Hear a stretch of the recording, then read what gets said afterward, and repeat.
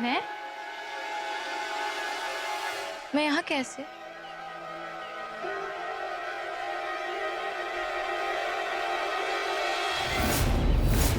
नाथ! नाथ! नाथ! नाथ, क्या हो गया आपको? हे प्रभु! नाथ! नाथ! उठिए नाथ! ऋषिवर! ऋषिवर! ऋषिवर! ऋषिवर! ऋषिवर! ऋषिवर! ऋषिवर! ऋषिवर! ऋषिवर! मेरे पति और मैं यहाँ कैसे ऋषिवर?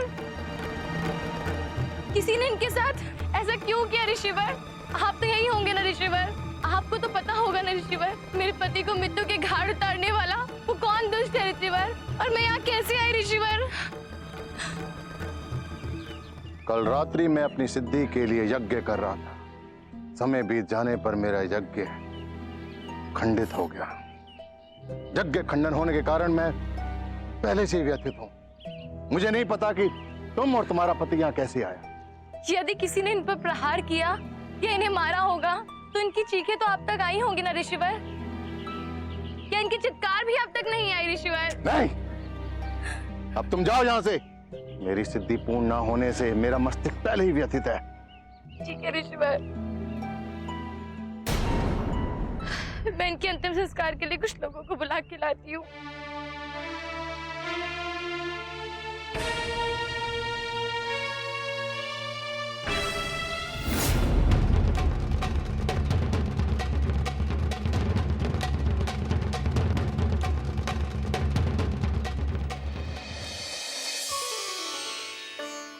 माते, लीजिए, हम आ गए। माते, देखिए, ये गोदावरी है।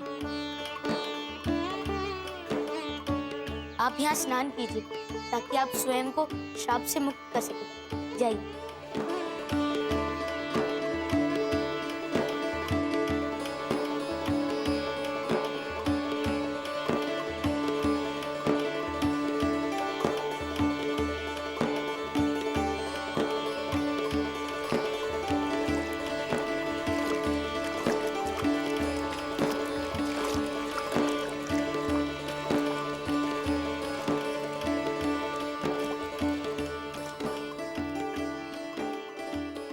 पिताश्री ने मुझे इस श्राप के विषय से अनभिज्ञ क्यों रखा? क्योंकि पुत्र, हमें लगा कि पूर्व जन्म के श्राप के बारे में आपको बता के क्या होगा। किंतु पिताश्री, यदि माता श्राप मुक्त नहीं होती तो वह सदा सदा के लिए वनरी बन जाती ना। हाँ हनुमान, किंतु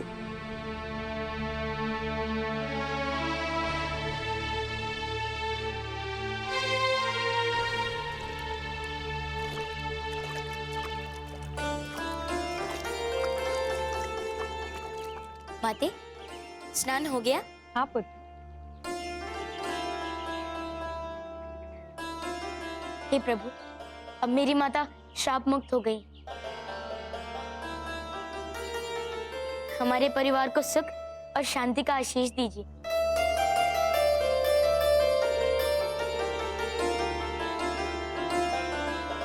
माते, अब मैं बहुत प्रसन्न हूँ। सब कुछ बिल्कुल वैसे ही हो रहा है जैसे मैं चाहता था। राज्य अभिषेक से पूर्व ही आप श्राप मुक्त हो गई। महाराज, महारानी, हनुमान, आप सभी को मेरा प्रणाम।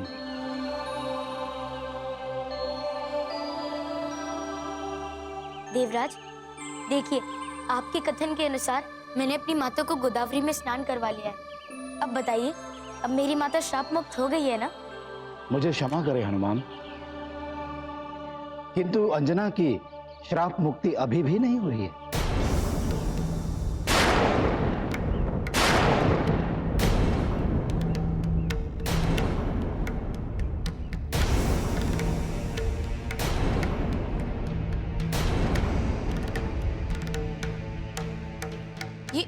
ये आप क्या बोल रहे हैं देवराज? आपके कथन के अनुसार तो गोदावरी में स्नान करके माता को श्राप मुक्त हो जाना चाहिए था। मैंने अपने ज्ञान के अनुसार आपको सत्य ही कहा था हनुमान। किंतु देवराज, आपके अनुसार तो मेरे 11 वर्ष पूर्ण होने से पहले ही माता को गोदावरी में स्नान करके श्राप मुक्त हो जाना था, और अब आप बोल रहे हैं कि अब तक श्राप से मुक्ति नहीं हुई है। ये कैसे संभव है? अंजना, क्या आपने हनुमान को अभी तक कुछ नहीं बताया?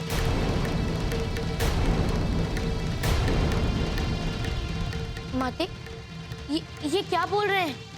क्या नहीं बताया अब तक मुझे? क्या जानना बाकी है? देवराज, आप तो बताइए। वो तो केवल महारानी अंजना ही आपको बता सकती हैं। कुछ नहीं हनुमान, चलो यहाँ से। देवराज, मैं हनुमान को बाद में सब कुछ बता दूंगी। चलो पुत्र। नहीं माते, वो क्या बात है जिससे आप श्राप मुक्त नहीं हो सकती?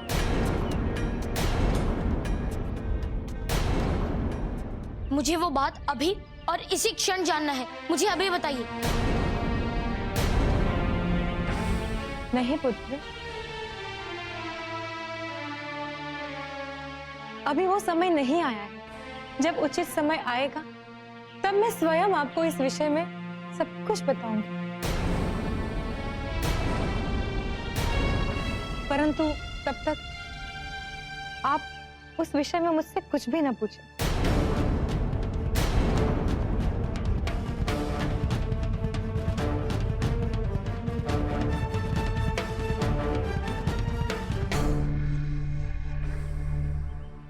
क्षमा करें राजन,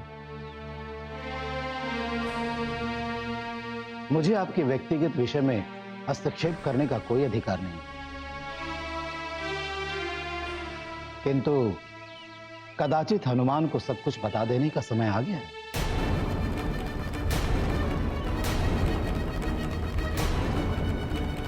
जैसा कि आपने कहा देवराज, अब अंजना ही सब कुछ बताएगी।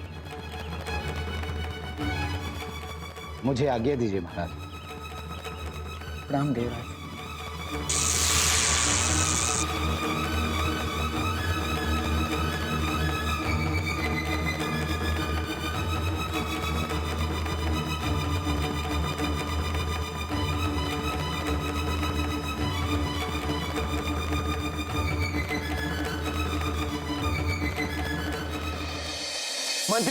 मंत्री जी, महामंत्री जी प्रणाम।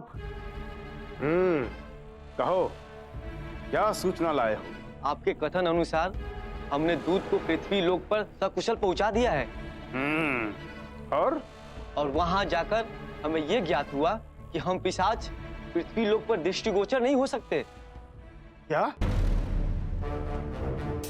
हमारा कार्य नहीं हुआ? नहीं नहीं महामंत्री जी, दूत वहां पर एक सुमेरु वासी के देह में प्रवेश कर गया और आपका संदेश लिए सुमेरु के महल की ओर भी चला गया। अर्थात हमारे पिशाच मनुष्यों के देह में प्रवेश कर सकते हैं। जी महामंत्री जी।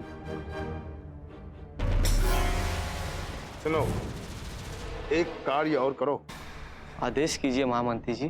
तुम पुनः पृथ्वी पे जाओ और उस दूत से कहो कि हमारे पिशाच को वहां पे किन किन वस्तुओं से हानि हो सकती है वो भी ज्ञात है। वो किस कारण महामंत्री जी? अरे मूर्ख, ताकि जब हम पृथ्वी पर आक्रमण करें तो हमें रोकने वाला कोई ना हो। जो आज्ञा महामंत्री जी। जाओ, रुको। एक बात और, हमारी वार्ता हमारे और तुम्हारे सिवा किसी को ज्ञात ना हो, विशेष रूप से महारानी और राजकुमार को। जाओ। जी महामंत्री जी।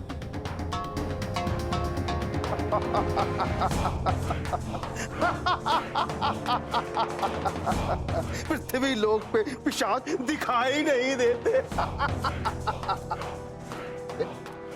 आप क्या हुआ? कार्य कितना हुआ? माते,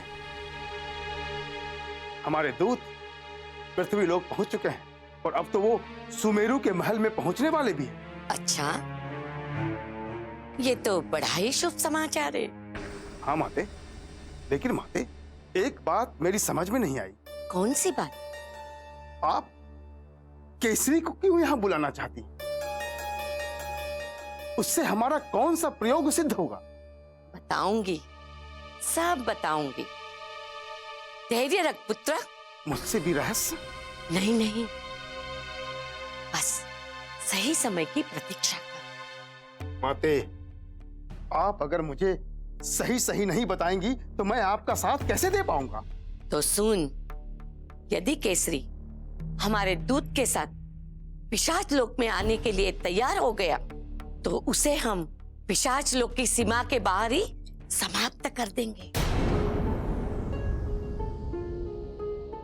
और उससे क्या होगा? उससे ये होगा, सुमेरी वालों के लिए पिशाच लोक द्वारा न्योता देकर छल से उनके राजा की हत्या कर दी गई।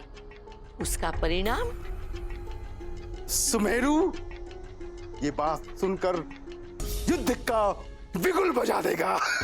और अद्री केसरी को समाप्त करने के लिए पहले ही निकल चुका होगा।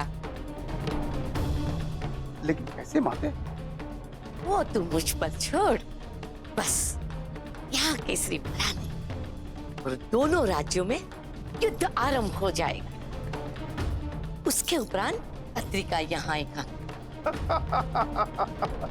और उसके उपरांत हम यहाँ के अधिपति। क्या बात है माते? साधु बाहर आओ। अरे बाहर आओ साधु महात्मा, बाहर आओ। इसी बार बाहर आइए।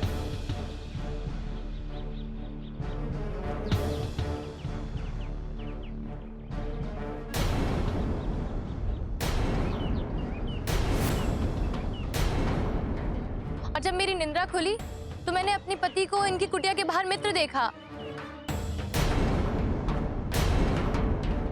ये साधु नहीं, साधु के भेष में एक ढोंगी है। साधु होकर ऐसा किया? ये तो सरासर दुष्कर्म है। तुझे करते हुए लज्जा नहीं आई? इन्हें राज दरबार ले चलिए। इन्होंने मेरे पति का शव कहीं छुपा के रखा है। महाराज जी इनसे भेद खुलवाएंगे।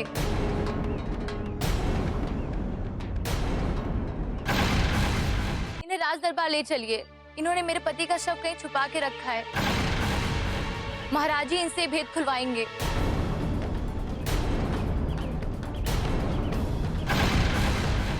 हाँ चलो बहन, हम राज दरबार चलकर इस दुष्ट ऋषि की भत्सना और दंड की मांग करते हैं। हाँ हाँ सीमा बहन, जो बात हमें बोला है वही महाराज केसरी से बोलना।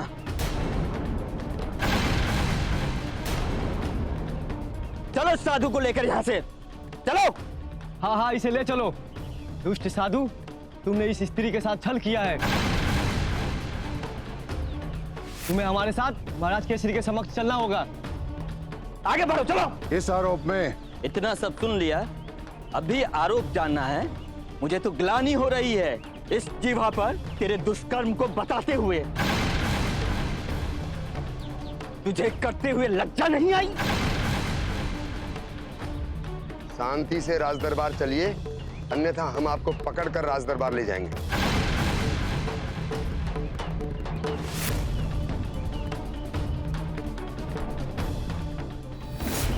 रुको सजनों, जिस प्रकार तुमने इस दुष्टा की बात सुनी, क्या मुझे अपनी बात रखने का अवसर नहीं दोगे?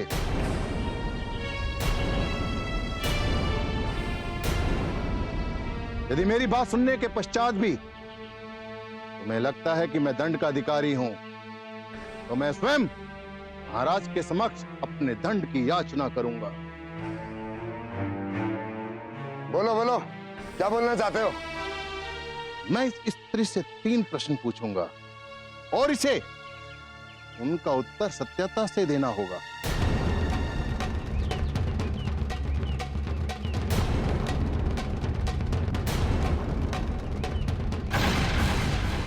पूछो, मैं वचन देती हूँ कि मैं सत्य उत्तर ही दूंगी।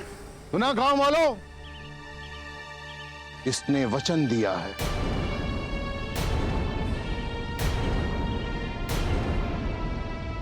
अब कुछ बोलोगे? मेरा प्रथम प्रश्न, क्या तुम संतान प्राप्ति के लिए विचलित नहीं थी? क्या तुम मेरे समक्ष आने से पूर्व संतान प्राप्ति के सारे उपाय नहीं किए थे?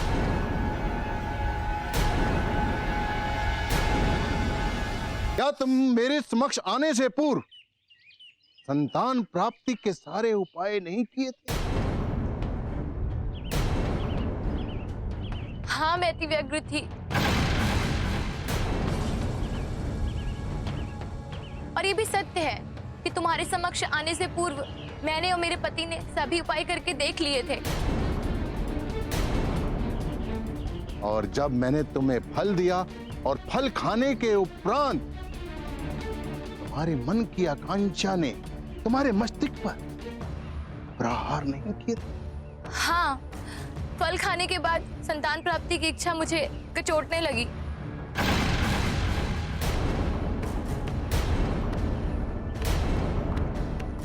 सभी लोग सुन रहे हो? अब मेरा तीसरा प्रश्न है इनसे।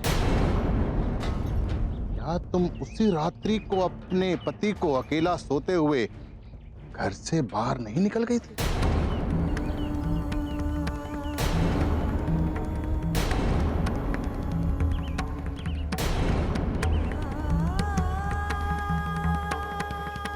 उत्तर दो, उत्तर दो। क्या तुम्हारे पति ने रात्रि भर तुम्हें बाहर रहने पर तुम्हें घर से बाहर निकालने का लाछन नहीं लगाया?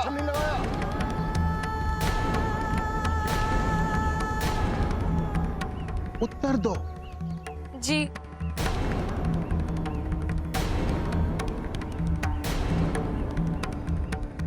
सुना गांव वालों? आपने सुना?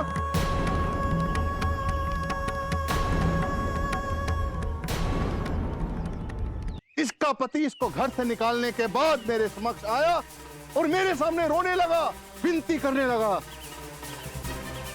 अब मैंने ही इसके पति को समझाया कि व्याकुलता है, भूल हो जाती है। यदि वो अपनी पत्नी से प्रेम करता है तो उसकी भूल को क्षमा करके उसे वापस घर भेज। क्या उसी संध्या को तेरा पति तुझे वापस घर नहीं लेके गया?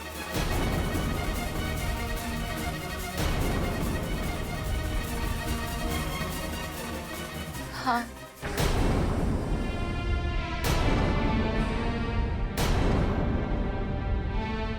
सुना?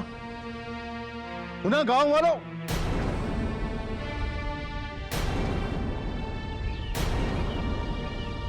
इस दुष्टा ने उस रात्रि को भी अपने पति को अकेला छोड़कर किसी पर पुरुष के साथ, हे प्रभु,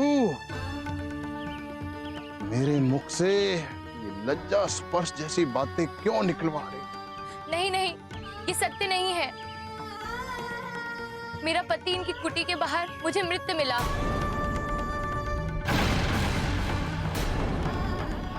मैं निद्रा में थी और इनकी कुटी के बाहर थी, ठीक ठीक यहीं पर। तो तेरे पति का शव कहाँ है? तेरे कथन अनुसार उसके सर पर गहरा घाव था। गहरे घाव होने के कारण उसका रक्त बहा होगा। वो रक्त कहाँ है? जिस शस्त्र से प्रहार किया होगा वो शस्त्र कहाँ?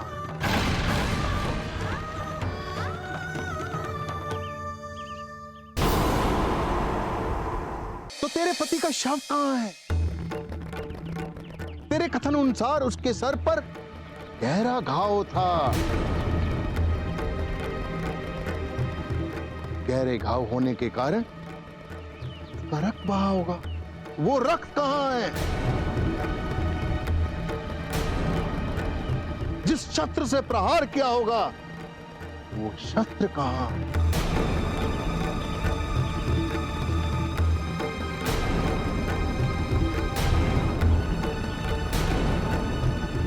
मैं बताता हूं।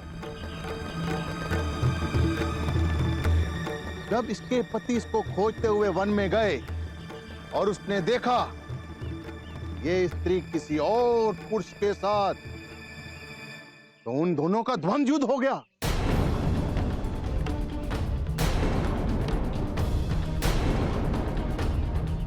इस स्त्री ने पर व्यक्ति की चाहत में अपनी पति के सर पर डंडा मार के उसे घायल कर दिया।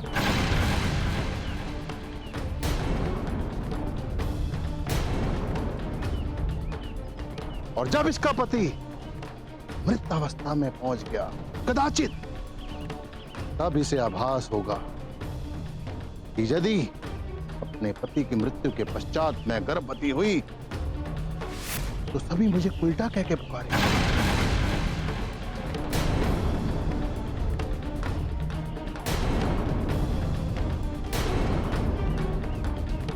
इसी कारण ये औरत मेरे समक्ष आई और अपनी सारी कहानी मुझे बताई। गांव वालों, किंतु मैंने इस दुष्ट स्त्री का साथ देने से मना कर दिया।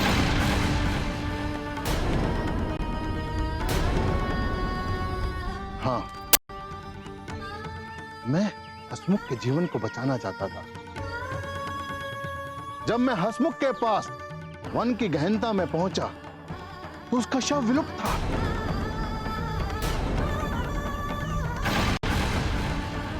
गांव वालों, अब आप इस दुष्टा से पूछिए कि इसने अपने पति के शव के साथ क्या किया।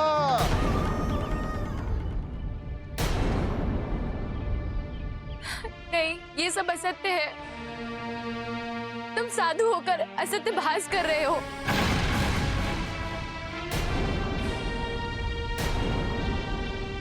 तुम ही कह रही थी मैं दुष्ट हूं। यदि मैं दुष्ट हूं तो असत्य भाष तो मैं कर ही सकता हूं, और यदि मैं नहीं हूं तो मैं सत्य कह रहा हूं। सभी तर्क और प्रमाण गांव वालों के सामने। कौन असत्य भाष कह रहा है और कौन सत्य भाष कर रहा है, अब ये निर्णय इन गांव वालों पर ही छोड़ दो।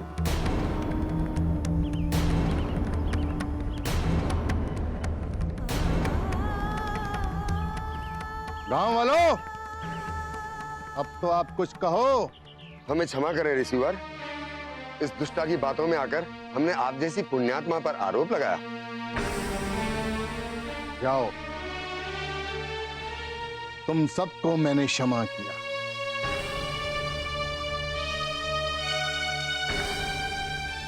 इसे गांव से निकाल देना चाहिए। ऐसा ना करो भैया, ये झूठ बोल रहा है। मैं सत्य कह रही हूँ। हम सब समझ चुके हैं, चल भाग यहाँ से, निकल। एक साधु पर व्यभिचारी और हत्यारा होने का आरोप लगाया इसने। इसे इसका दंड अवश्य मिलना चाहिए। हाँ हाँ, इसे दंड मिलना ही चाहिए। हाँ, अवश्य मिलना चाहिए। अवश्य मिलना चाहिए। ऋषिवर, आप भी बताइए कि इस स्त्री को क्या दंड दे।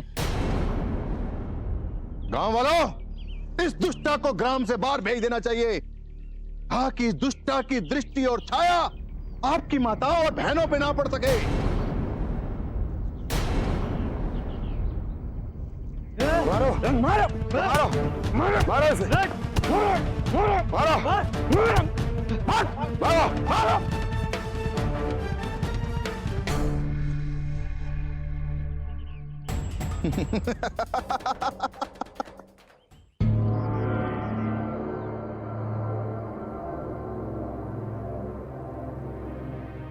हनुमान, पुत्र सुनो तो, मैं जब सही समय आएगा तो मैं वार्ता करूंगा। हनुमान, हनुमान मेरी बात तो सुनो, मैं तुम्हें कैसे समझाऊं? अंजना, आपने हनुमान को सब कुछ बता दिया? अंजना देखो, सही समय आ चुका है, आप हनुमान को सब कुछ बता दो। आप नहीं बता पा रही हैं, मैं बता देता हूँ। नहीं नहीं, आप उसे कुछ भी नहीं बताएंगे ना? मैं उसे समझाती हूँ। ठीक है इंद्र, किंतु इससे पहले कि हनुमान अपने उपाय से पता लगा ले, मैं आशा करता हूँ कि आप स्वयं उसे बता देंगे। जी ना।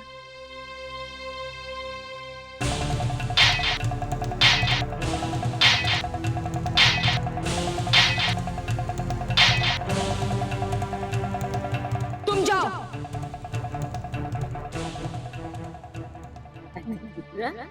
जी दासी माँ, कहिए। पुत्र, ये सच है कि तुम्हारी माता का अपमान करने वाले किसी को भी आप दंड दे दोगे? मैं उसे चीर कर रख दूंगा। बताइए कौन है वो? एक है। बताइए मुझे। पुत्र, वो समय आ गया है, आपको ज्ञात होना चाहिए कि आपका सबसे बड़ा शत्रु कौन है। कौन है वो? बताइए ना। मैं बता सकती हूँ, किंतु आपको मुझे वचन देना होगा। कैसा वचन? पुत्र, जो मैं बता रही हूँ वो मेरी और तुम्हारी सिवा किसी को भी ज्ञात नहीं होना चाहिए, अन्यथा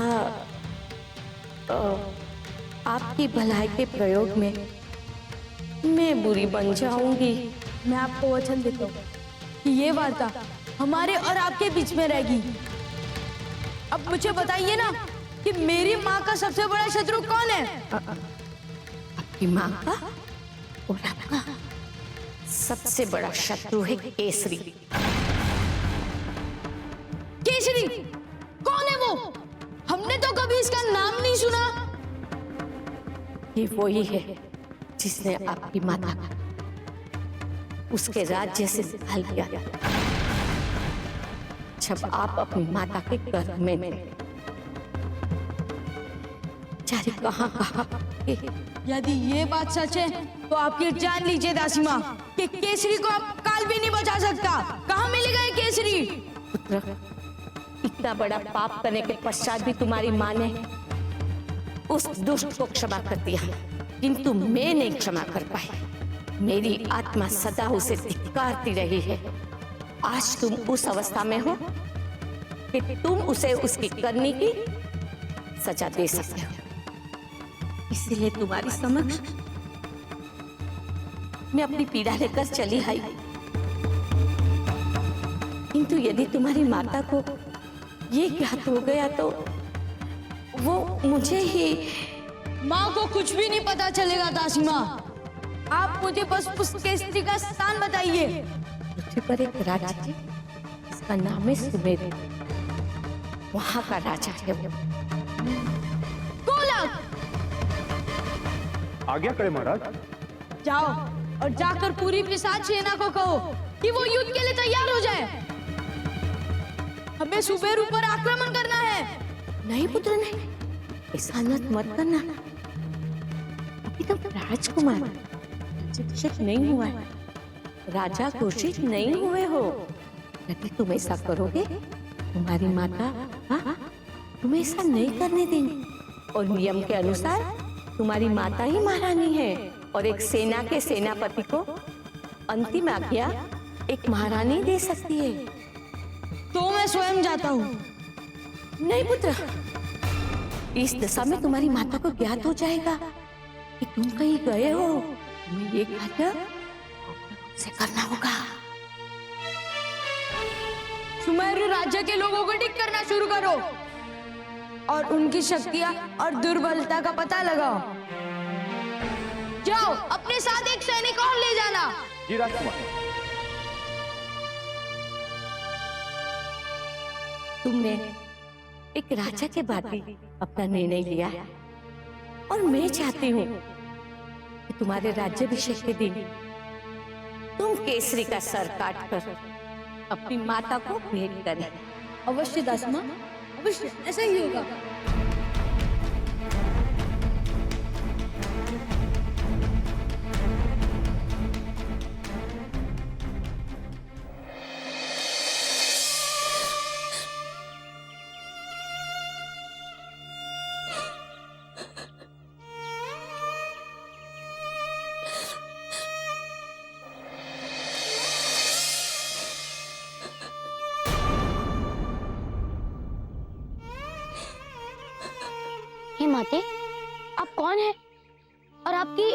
अवस्था कैसे हुई?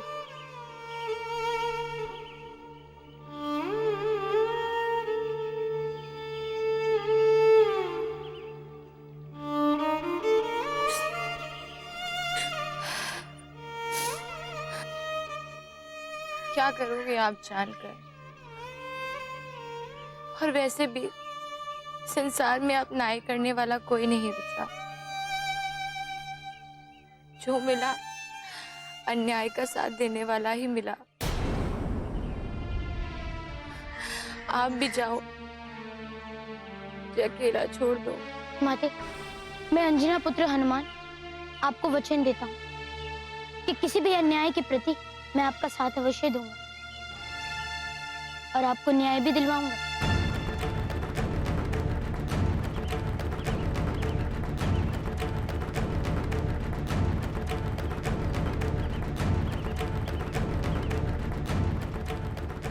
माते, आप मुझे बस इतना बताइए कि इन सब का कारण क्या है और फिर उसके बाद उसका निवारण क्या करना है, ये मुझ पर छोड़ दीजिए। मेरा नाम सीमा है।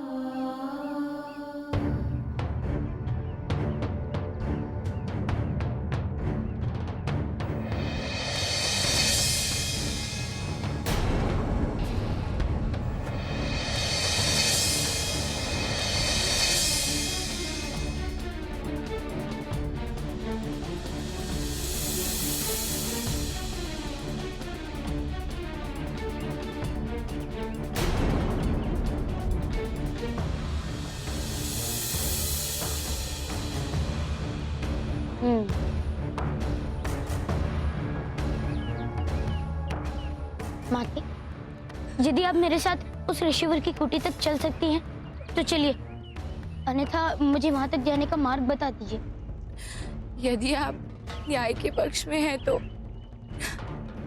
मैं अवश्य आपके साथ चलूंगी। आइए।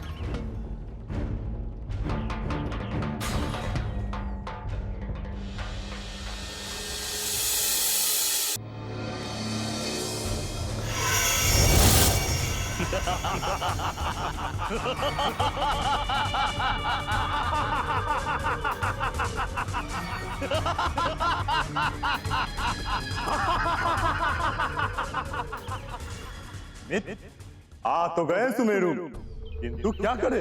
वही जो जीवन काल में करते थे, लोगों पर अत्याचार। अब देवी तो नहीं है ना, वे देव पर अधिपत्य कर लेते। हम भी प्रयास करें।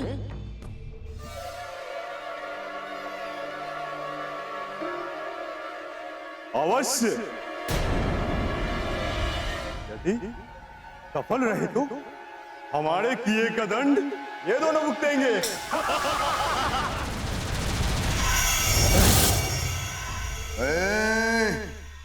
ये हम लोग कहाँ जा रहे हैं?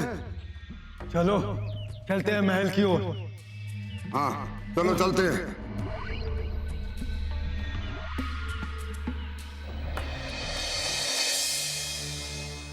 ऋषिवर, ऋषिवर, ऋषिवर।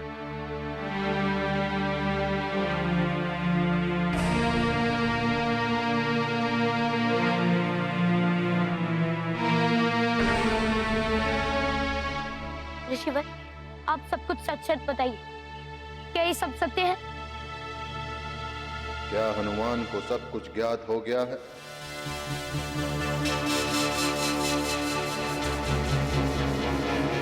हनुमान, आप भी इस कपटी स्त्री की बातों में आ गए? हनुमान, जो ये जड़ी छुपा रहा है उसी से इसने मुझे सम्मोहित किया था। हनुमान, आप भी इस कपटी स्त्री की बातों में आ गए? हनुमान, जो ये जड़ी छुपा रहा है उसी से इसने मुझे सम्मोहित किया था। मुझे ऐसा लगता था कि मैं स्वप्न में हूँ, परंतु अब मैं पूर्ण विश्वास के साथ कह सकती हूँ कि वो मेरा स्वप्न नहीं था। हनुमान, समझाओ इसे। मैंने इसके साथ कुछ भी अनुचित कार्य नहीं किया। ये स्वयं मेरे द्वार पर रोते हुए आई। हनुमान, मेरा विश्वास कीजिए, इन्होंने ही मुझे वो फल खाने के लिए कहा था। उसके उपरांत ही मैं निंद्रा में चलने लगी। मेरे पति ने भी मुझ पर आक्षेप लगाए। यदि ये सच्चे हैं तो ये बूटी स्वयं खाकर दिखाएं। लक्ष्मी, मुझ पर मिथ्या आरोप लगाती है। बस, मैं अंतिम समय पूछ रहा हूँ, सब कुछ सत्य बताइए। साधु होकर इस प्रकार का नीच कार्य करते हुए आपको लज्जा नहीं आई? नहीं हनुमान, इस स्त्री को संतान ना होने के कारण ये ऐसी बातें कह रही है। आप अभी बालक हैं, इन बातों को आप नहीं समझेंगे। गांव वालों से पूछ लो कि क्या गांव वालों ने इसे धक्के मारकर गांव से बाहर नहीं निकाला था। एक क्षण दीजिए, अभी सत्य और असत्य का पूरा विवरण हो जाएगा।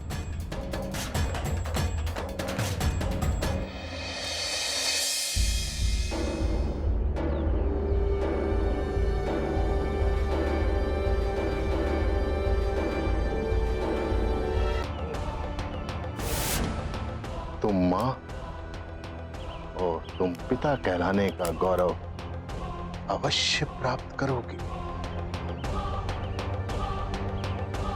ओम ग्रूम।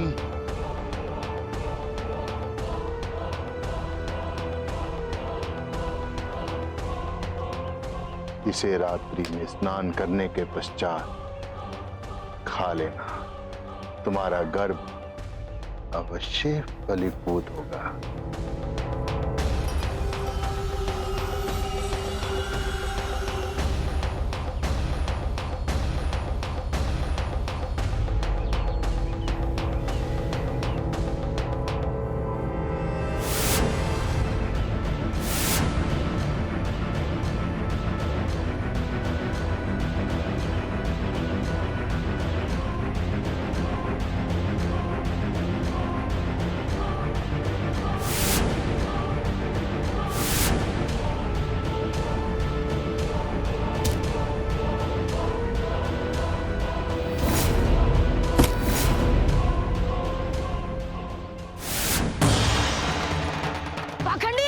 मुझे क्षमा कर दीजिए हनुमान,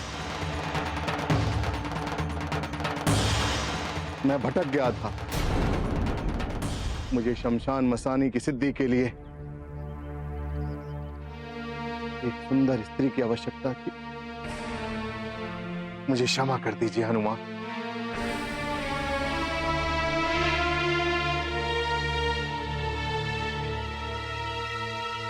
पापी मिला।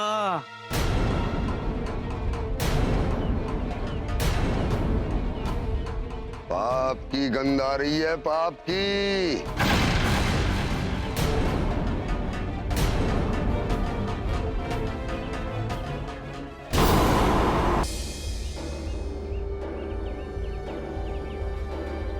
पापी मिला।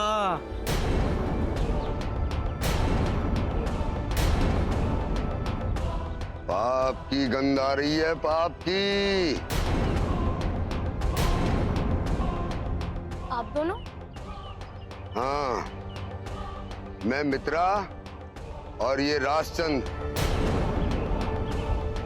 हम दोनों पाप की गंध भांप लेते हैं।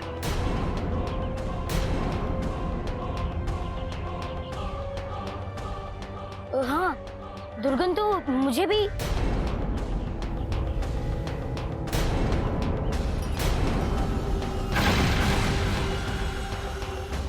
पाप की गंध है, पाप की। पाप की गंध साधु में बंद। साधु की बानी, पाप की कहानी। साधु का अंत, पाप की गंध का अंत।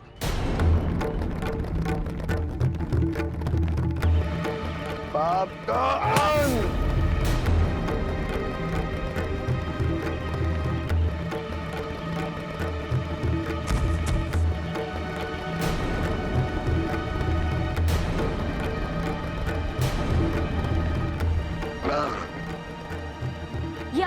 किया? इन्हीं तो कारावास। मेरा दोष इतना बड़ा नहीं हनुमान, इतना बड़ा दंड तुमने मुझे दिया। तुम भुगतोगे हनुमान मेरा प्रतिशोध।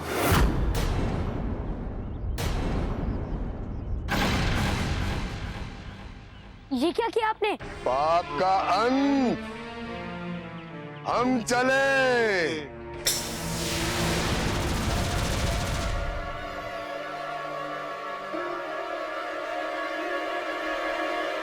हनुमान, आप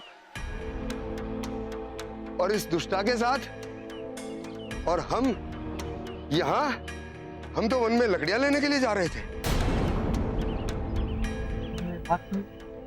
हे प्रभु, कहीं मैंने ऋषिवर की हत्या तो नहीं कर दी? क्या आप दोनों को कुछ भी याद नहीं कि आप क्या कर रहे थे? अंतिम बातें मुझे ये याद है कि मैं और मित्रा दोनों वन में जा रहे थे। अचानक ऐसी गंध कि हम अब यहाँ पर हैं। मुझे कुछ भी याद नहीं है। मेरे साथ क्या क्या हो रहा, कुछ नहीं समझ में आ रहा हनुमान।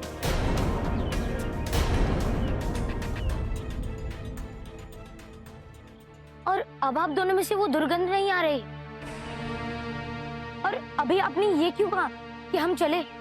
हमें नहीं पता हनुमान, सत्य हमें कुछ भी नहीं पता। हमें क्षमा कर दीजिए हनुमान। ये पाप हमसे अनजाने में हो गया, हमें क्षमा कर दे हनुमान। ऐसा प्रतीत हो रहा है जैसे मैं अभी किसी निद्रा से जागा हूं। हमें क्षमा कर दीजिए हनुमान। हमारे परिवार है, हमसे जो अपराध हुआ है वो सब मोहिनी के कारण हुआ है। हमें क्षमा कर दे हनुमान। ठीक है, किंतु मैं आप दोनों को तभी क्षमा करूंगा जब आप इन ऋषिवर की देह का संस्कार कल भोर में कर देंगे। अवश्य हनुमान, हम आपको वचन देते हैं। हाँ हनुमान, हम वचन देते हैं, इन ऋषिवर की देह का संस्कार हम भोर में ही कर देंगे। ठीक है, आप दोनों जा सकते हैं। ठीक है हनुमान। प्रणाम हनुमान।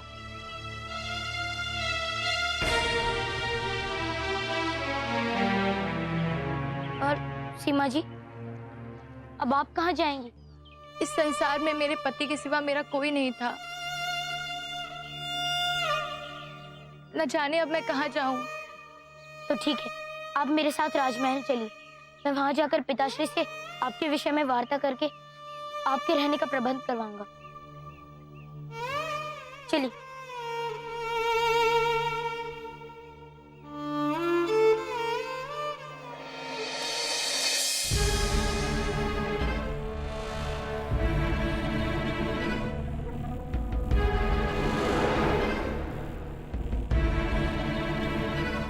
पुत्र, पुत्र,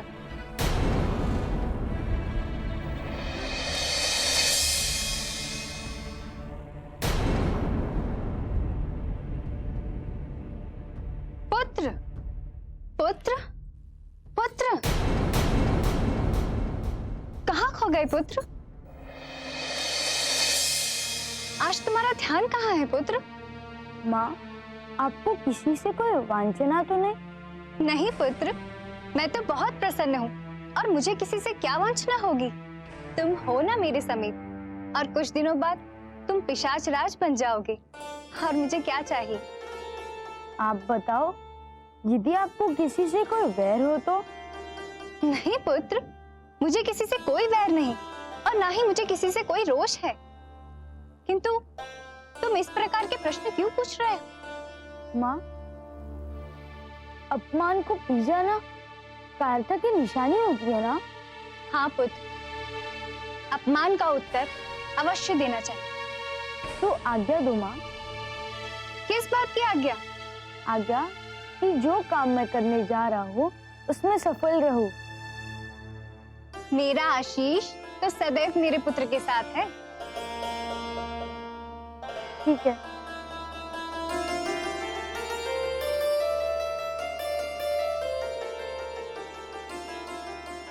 हे इष्ट, न जाने अब ये किससे युद्ध के विचार में।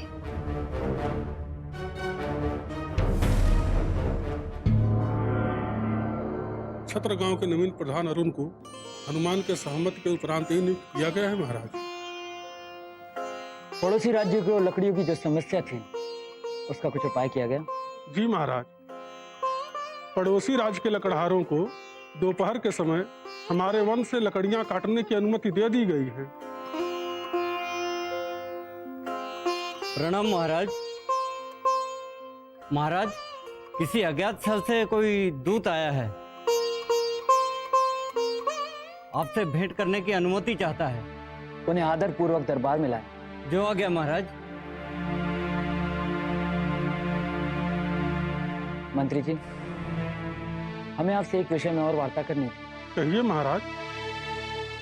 मंत्री जी, आपको स्मरण होगा कि हनुमान के जन्म के 12 वर्ष पूर्व तक हम तपस्या के लिए गए थे। जी महाराज। ये वो स्थान है जहां पर हमने अंजना के साथ तपस्या की थी।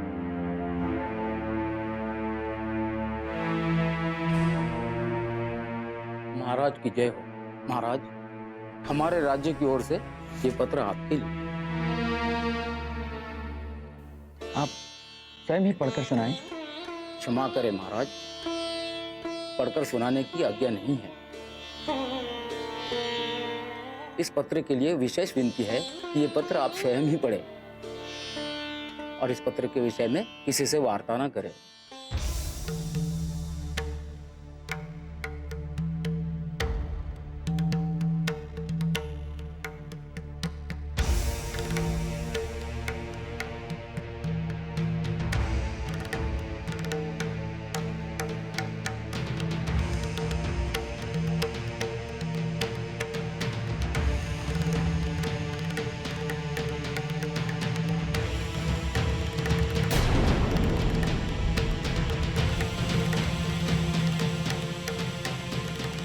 असंभव!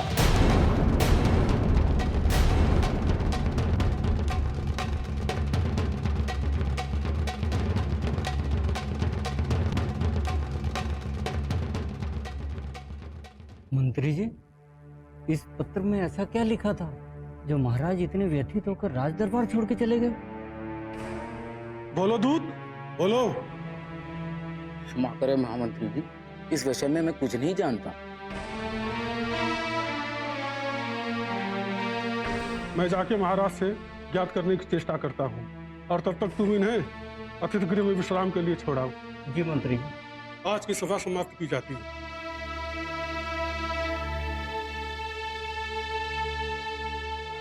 आइए चलिए।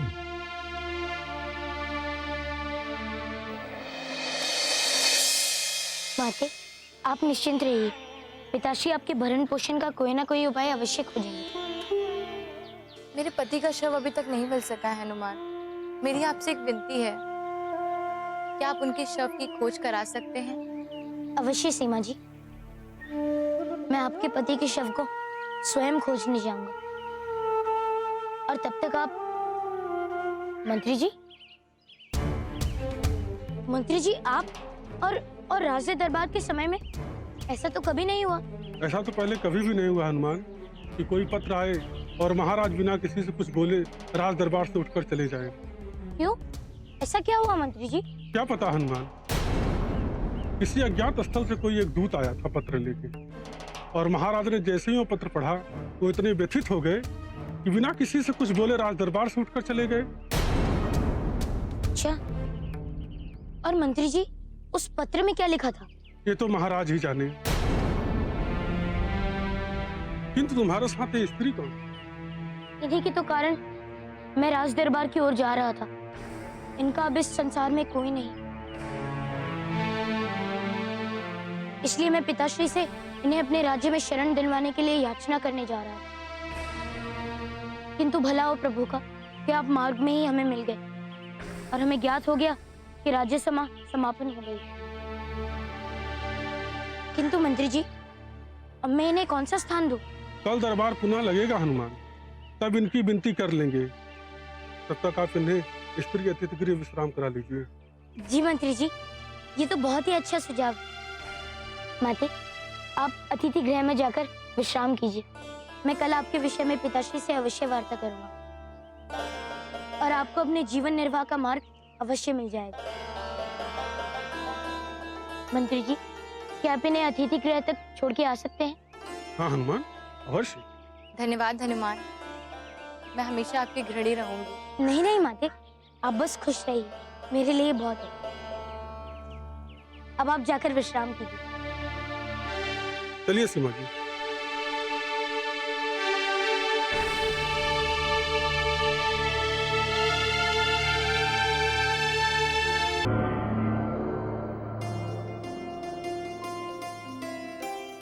महाराज, उसने लिखा है अपने पुत्र के विषय में।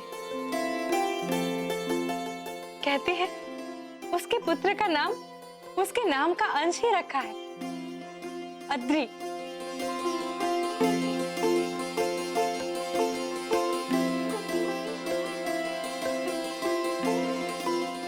मुझे लगता है उसे अपनी भूल का आभास हो गया है,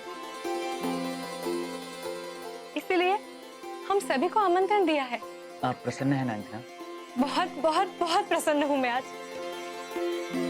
मेरा मन कर रहा है कि मैं भाग कर जाऊं और अद्रिका को अपने हृदय से लगा लूं। तो कब चलना है हमें? नहीं, हम नहीं, मात्र आप जाएंगे। किंतु उसने सबको बुलाया है। हाँ महाराज, किंतु आप जाएंगे तो वो अति प्रसन्न होगी। मुझसे तो वो क्रोधित थी ही, कदाचित मुझे फिर से देखकर उसकी पुरानी पीड़ा जागृत हो गई तो। अंजना, यदि ऐसा कुछ होता तो सबको निमंत्रण नहीं भेजती। आप तो जानते हैं ना स्वामी कि वो भावनाओं में बहकर निर्णय लेती है। कदाचित अपने पुत्र के राज्याभिषेक की बात से वो अति प्रसन्न होगी और भावना में बहकर उसने हम सबको निमंत्रण दे दिया हो। अंजना, ऐसे में बात और बिगड़ सकती है। ऐसा कुछ नहीं होगा ना, आप जाइए और आप उन्हें भी अपने साथ लेकर आइए। मैं तब तक यहाँ पर उनके स्वागत की तैयारियां करती हूँ। अंजना, ऐसे में बात और बिगड़ सकती है। ऐसा कुछ नहीं होगा ना, आप जाइए और आप उन्हें भी अपने साथ लेकर आइए। मैं तब तक यहाँ पर उनके स्वागत की तैयारियां करती हूँ। विचार आपका ठीक है।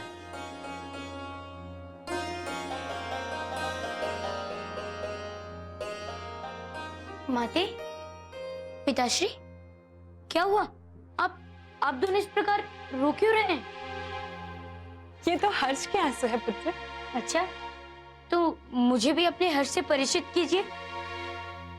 नहीं, मैं तुम्हें अपने इस हर्ष से परिचित नहीं कराऊंगी। अपितु अपने जीवन के सबसे बड़े हर्ष से मैं तुम्हें स्वयं मिलाऊंगी। ठीक है माते, जैसे आप कीजिए।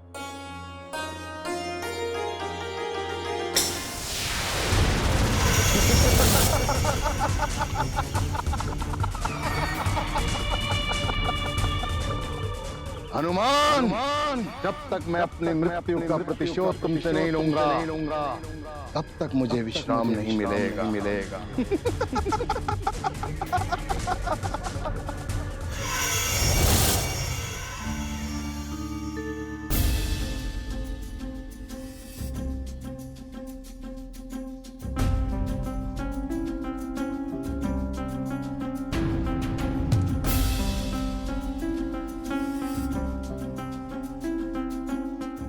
मुझे एक बात समझ नहीं आ रही कि उन दोनों मनुष्य पर किस प्रकार का प्रभाव था।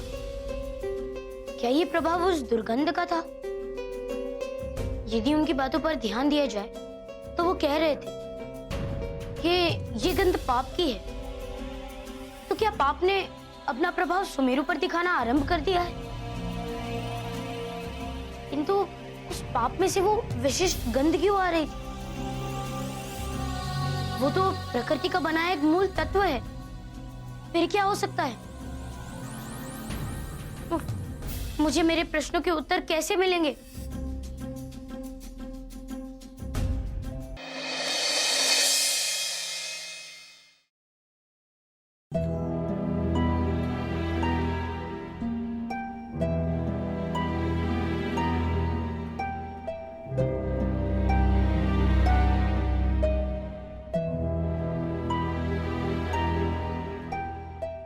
पुत्र,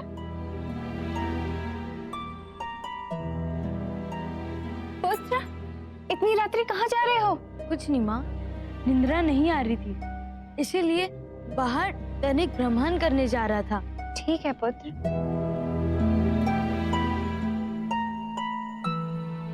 आजकल मेरा पुत्र मुझसे रहस्य रखने लगा है, पता नहीं क्या कारण। हे इष्टदेव, सब ठीक करना।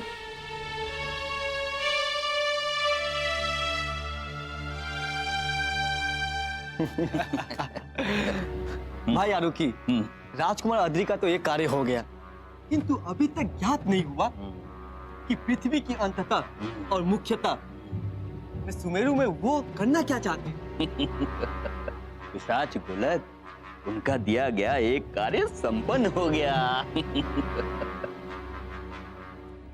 प्रणाम पिशाच कुमार। क्या समाचार लाए हो? हम पृथ्वी लोक होकर आ गए और हमने वहाँ सारा प्रशिक्षण भी कर लिया। आपके आदेशानुसार हमने पृथ्वी वासियों की सारी शक्तियां और दुर्बलताएं याद कर ली है। और वो क्या है? पृथ्वी वासियों की सबसे बड़ी शक्ति है उनका एक दूसरे पर विश्वास और भक्ति, और उनकी सबसे बड़ी दुर्बलता है उनकी संदेही मन। इसी कारण उनकी शक्तियां भी उनके महत्व प्रयोग में नहीं आती। एक और भी महत्वपूर्ण बात है पिशाच कुमार, प्रेतों के भांति हम भी मनुष्य के देह में प्रवेश कर सकते हैं और उनके मस्तक पर अधिकार भी कर सकते हैं।